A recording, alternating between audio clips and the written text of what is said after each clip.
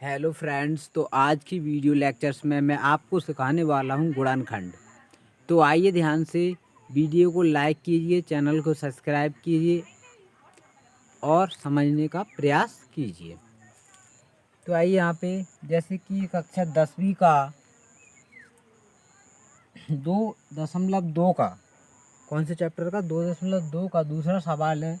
जैसे कि 4x² minus 4x plus 1, Hindi में बोलूँ तो 4x² minus 4s 4s plus 1।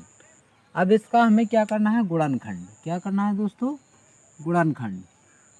तो गुणनखंड करने की सबसे आसान विधि क्या है दोस्तों, यहाँ पे हमें क्या ध्यान रखना है, यहाँ पे हमें ध्यान रखना है कि जो इसका जो गुणांक है, इसका जो भी गुणांक है उसका गुणा हमें लास्ट में करना है।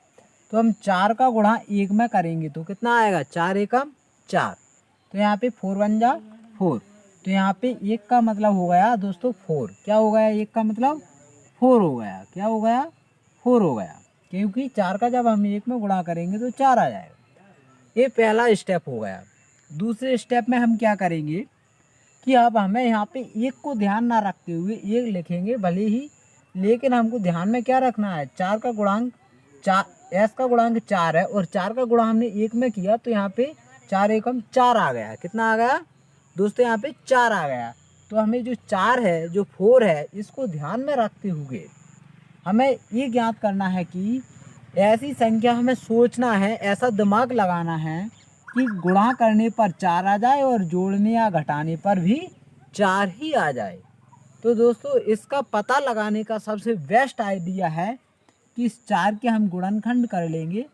2 दूनी 4, 2 एकम 2, तो 2 और 2 इसका यही एक मात्र ऑप्शन बन रहा है।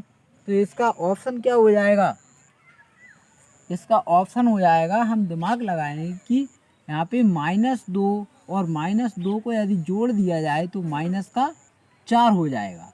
इसी तरह -2 गुणा -2 कर दिया जाए तो माइनस और माइनस का गुणा जब हम करेंगे तो प्लस, और 2 दूनी 4, क्या हो जाएगा, 4 हो जाएगा।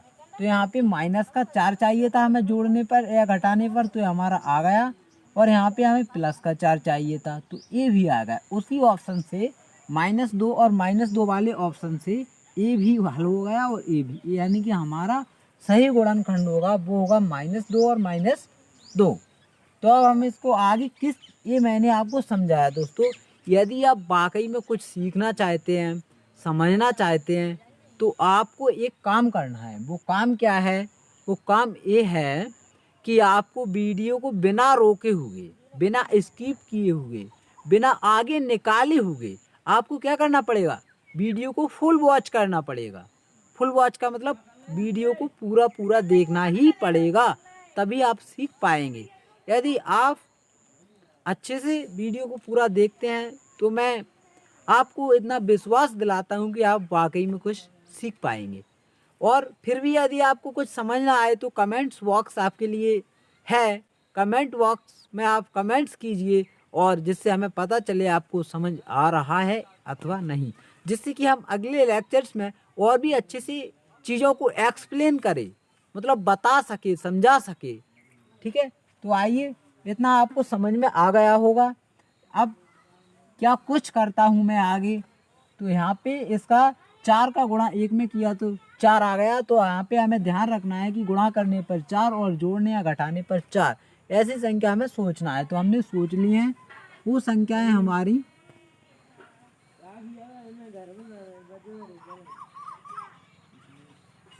वो संख्याएं हमारी क्या है दोस्तों, यहाँ पे चल क्यों नहीं रहा मार्कर, दूसरा वाला मार्कर ले रहा हूँ मैं, टेंशन नहीं लेना।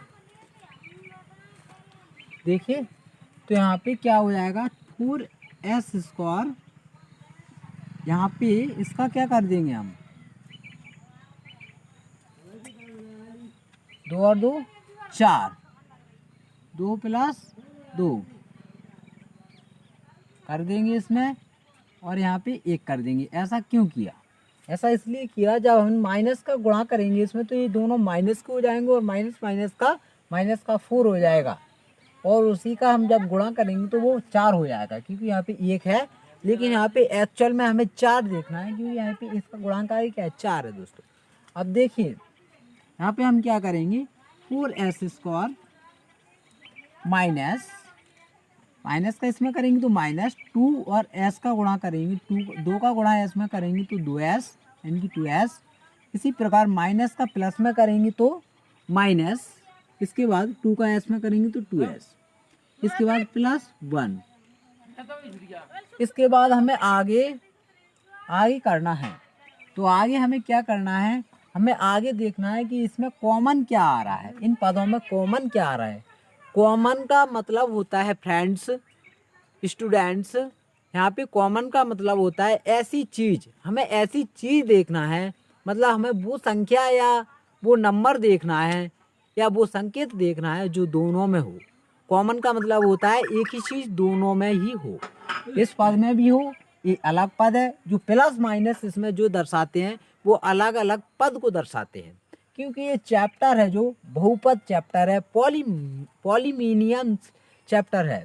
तो यहाँ पे जो प्लस और माइनस के जो निशान होते हैं वो अलग अलग पदों को दर्शाते हैं। जैसे मैं इसमें पदों की बात कर लूँ तो यहाँ पे 1 निशान, 2 और 3, तो यहाँ पे ये 1 पद, 2 पद, 3 पद, 4 पद, यहाँ पे इसमें 4 पद हैं। तो इसको इसलिए हम बहुपद बोलते हैं, बहुपद वाले गुणनखंड। तो यहाँ में अब हमें करना क्या है, बेसिकली यहाँ पे हमें लेना है कॉमन। कॉमन का मतलब होता है ऐसी चीज़ जो दोनों में ही हो। अब आप यहाँ पे देख पा रहे होंगे कि इन दोनों पदों में क्या है। यदि आप यहाँ पे देखें कि s इसमें भी है और s इसमें भी है, तो बेसिकली s तो है ही। इसके बाद दोनों से कुछ और कॉमन निकल के आ रहा है क्या, 2 इसमें है, ठीक, और 4 इसमें है, यानी कि 4 से भी 2 निकल सकता है। तो हम निकाल लेंगे 2s कितना, अरे यार इसमें हो क्या गया, तेल लग गया क्या, चल नहीं रहा है मार्कर। 2s, देखिए इस वाले मार्कर को चलाता हूँ, दिक्कत हो क्या रही है भाई, मैंने हाथ चला दिया क्या। तो यहाँ पे हो क्या रहा है कि यहाँ पे देखिए, यहाँ पे 2s कॉमन आ जाएगा, क्या आ जाएगा, 2s कॉमन आ जाएगा।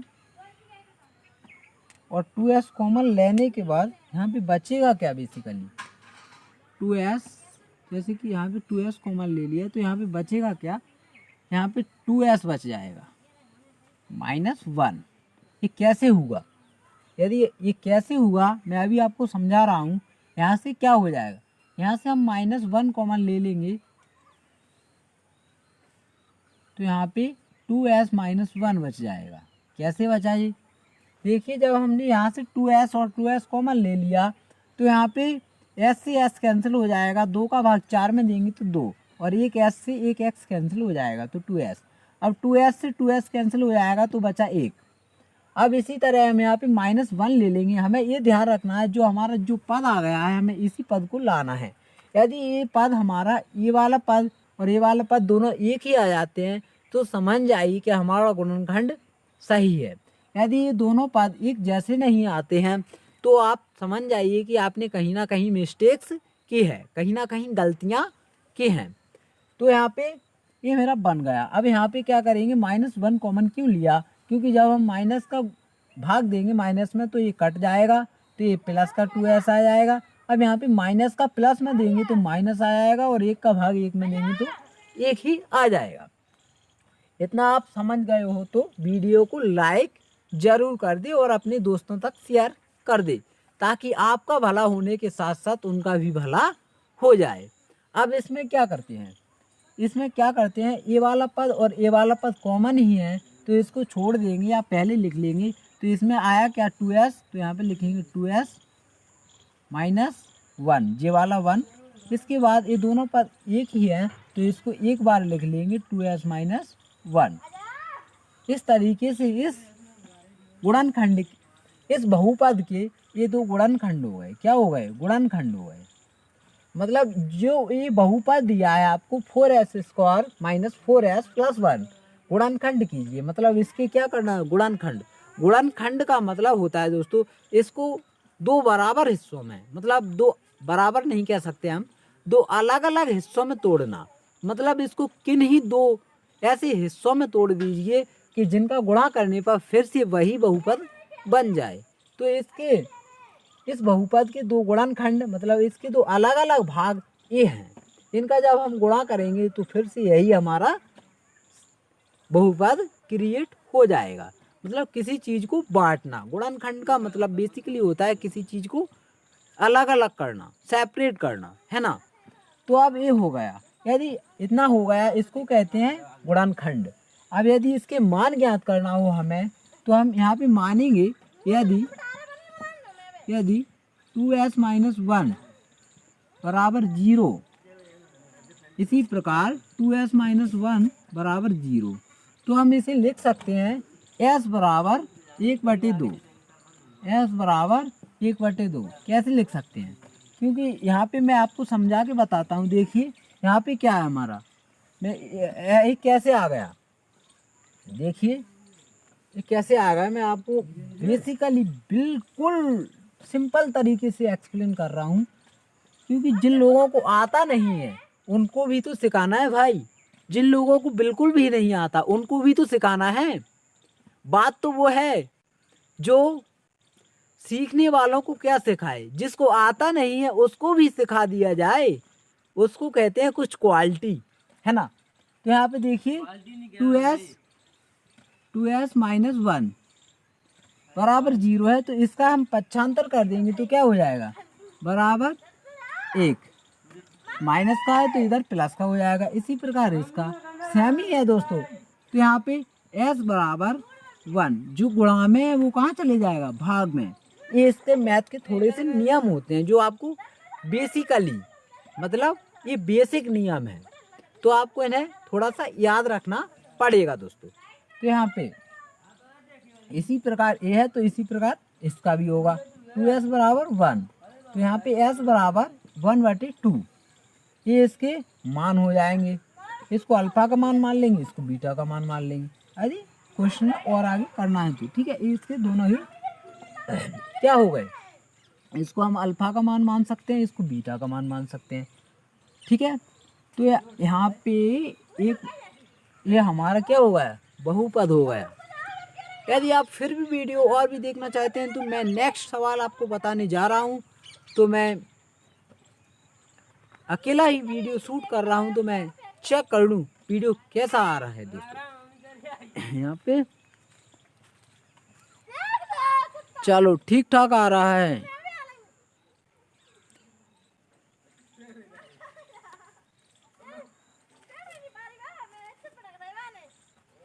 ना। अब इसके बाद नेक्स्ट सवाल क्या है दोस्तों, यहाँ पे 6x² -3 -7x। देखिए इसको आप स्क्रीनशॉट लेके या पाउच करके भी नोट कर सकते हैं। अब मैं नेक्स्ट सवाल आपको बताने जा रहा हूँ कि यहाँ पे होगा क्या।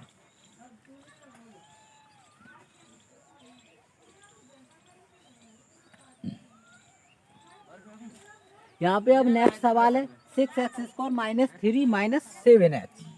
6x², ये चल क्यों नहीं रहा है अच्छे से मारकर, 6x² माइनस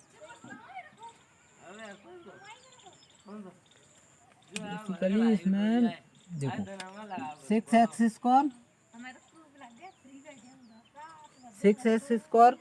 -3 -7x। यार क्या बताऊँ, मार्कर कम नहीं कर। अब देखिए यहाँ पे क्या करना है, ये जो सवाल दिया गया है हमें इसकी गुणनखंड करना। लेकिन रुको जरा, यहाँ पे बात क्या है कि इसको सही ऑर्डर में सही क्रम में नहीं दिया गया है, तो पहले हमें क्या करना है, इसको सही क्रम में लिख लेना है। तो इसका सही क्रम क्या होता है, बहुपद का एक छोटा सा नियम है, एक छोटा सा रूल है। तो यहाँ पे जैसे कि आपके घर के भी कुछ नियम होते होंगे, जैसे कि आप अपने मम्मी पापा की बात जरूर मानते होंगे, इसी प्रकार इसमें भी एक छोटा सा नियम है। वो क्या है, इसमें जो बहुपद की जो घात है, जो सबसे बड़ी घात है वो पहले, उसके बाद जो छोटी घात है वो थोड़े बाद में, उससे भी जो छोटी मतलब संख्या है, राशि है, जिसको हम अचर राशि बोलेंगे, वो बाद में आएगी। तो यहाँ पे दोस्तों बेसिकली हो क्या रहा है कि यहाँ पे जो अचर राशि है वो बीच में है, मतलब वो चर राशि से पहले है, तो इसको बाद में ले जाना है। हमें क्या करना है, इसको बाद में ले जाना है ना। तो हम इसको बाद में ले जाएंगे।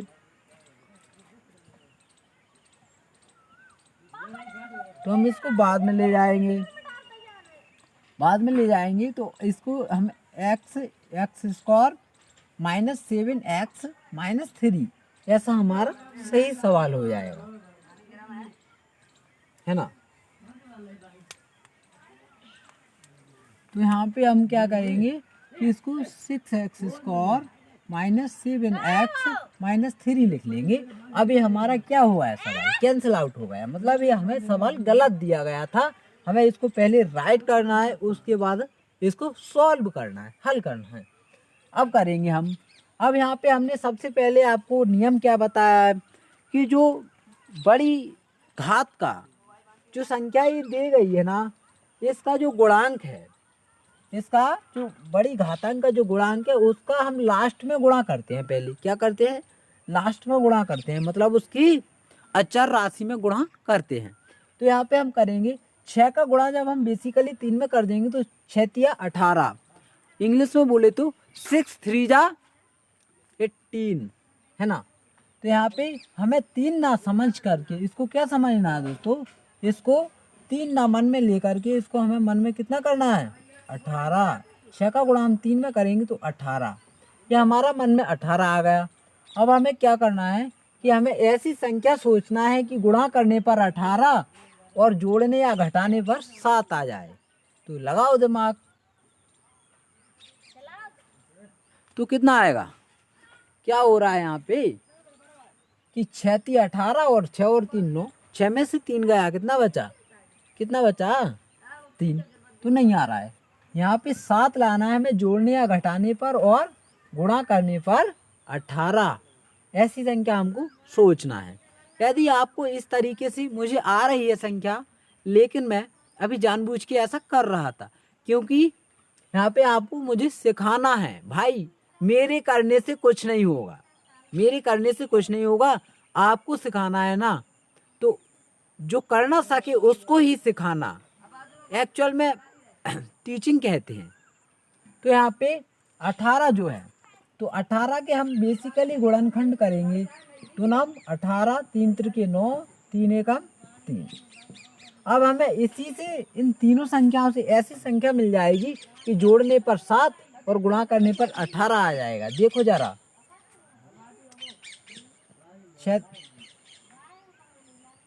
3 2 छिंगे 2 तिया 6 6 तिया 18, ठीक।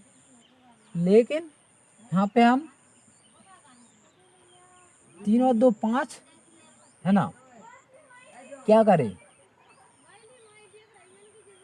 देखो इसको हम ऐसे ले, 2 तिया 6 ना, और 6 तिया 18, और 6 और 3 9, और 6 में से 3 गया 3, ये नहीं बन रहा है।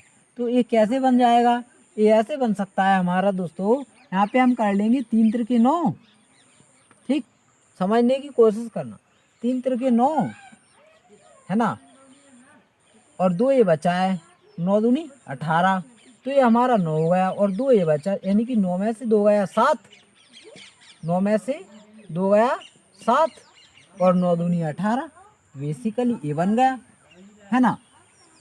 तो हमें थोड़ा दिमाग लगाना है, और दिमाग हमारा नहीं काम कर रहा है, तो हमें उसको गुणनखंड तोड़ करके उसको उसके टुकड़े कर करके उसको क्या करना है, हमें प्रैक्टिस करना है और बार बार बनाने की कोशिश करना है, यही हमें करना है, ठीक ना।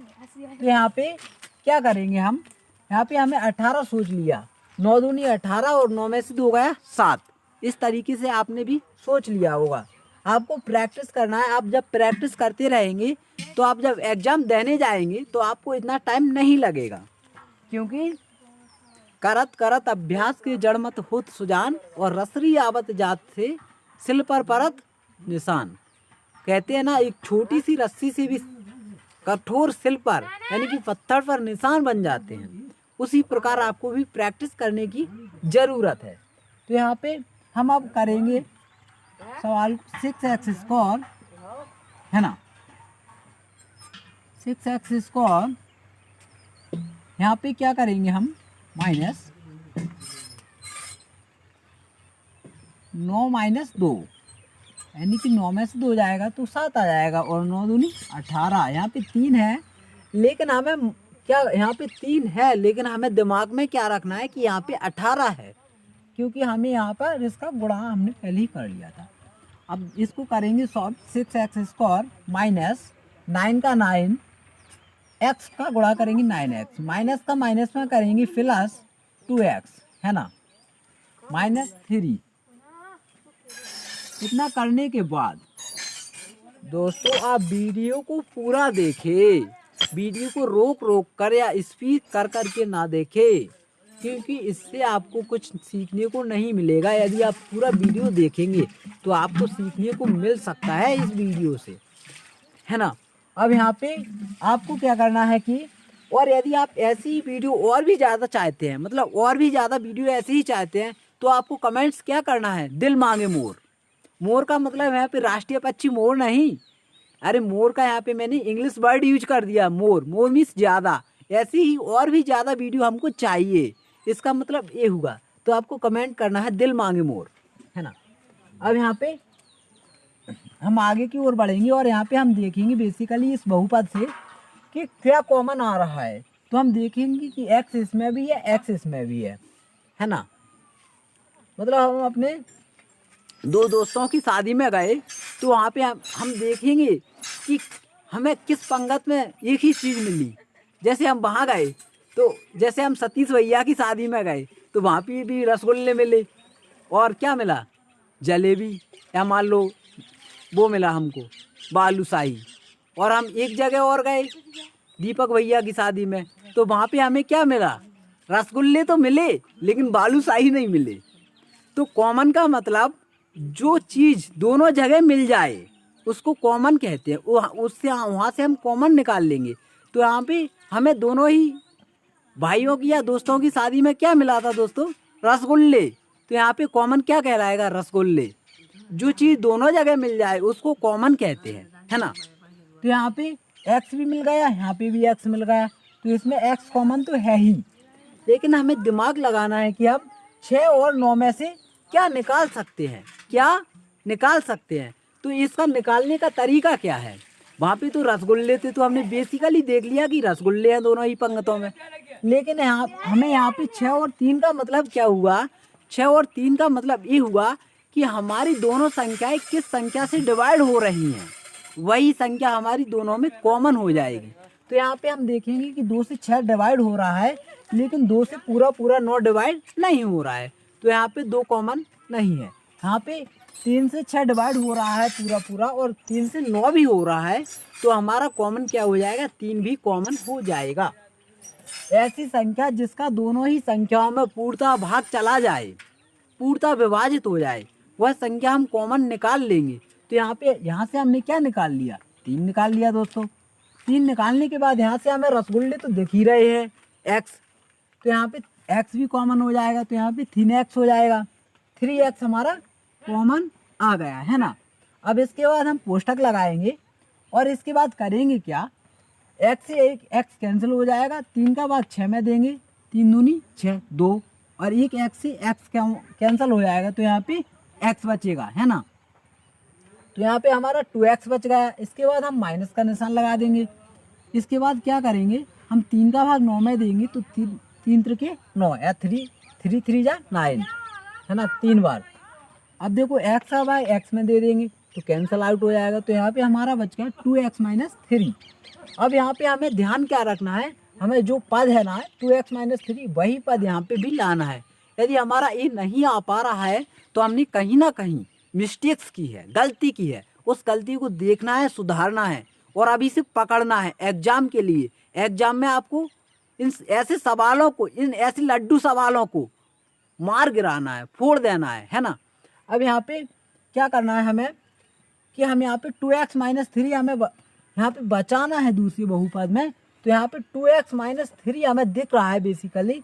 तो यहाँ पे कितना आसान है कि यहाँ से हम एक कॉमन ले लेंगे, 1 कॉमन ले लेंगे, तो हमारा वही का वही बच जाएगा, +1 कॉमन ले लिया, तो इसका भाग इसमें देंगे, तो 2x - 3, है ना।